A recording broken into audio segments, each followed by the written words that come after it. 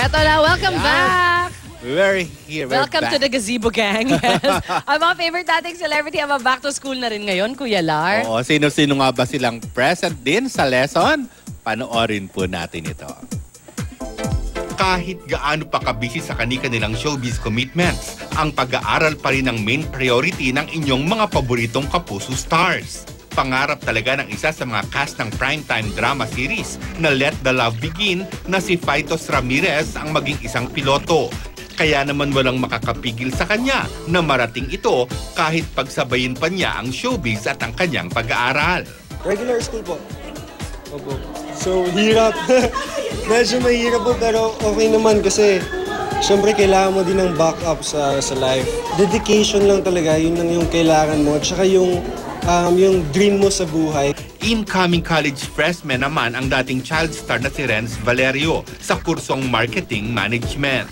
Time management lang talaga. Tapos, independent ng scheduling. Double A for effort talaga ako dapat. Balance lang talaga.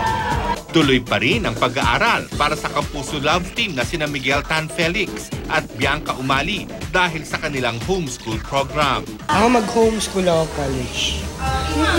Ako ganun din, homeschool, high school. Mahirap kapag regular school for us, yung makakapag-cope up with the other students and classmates namin.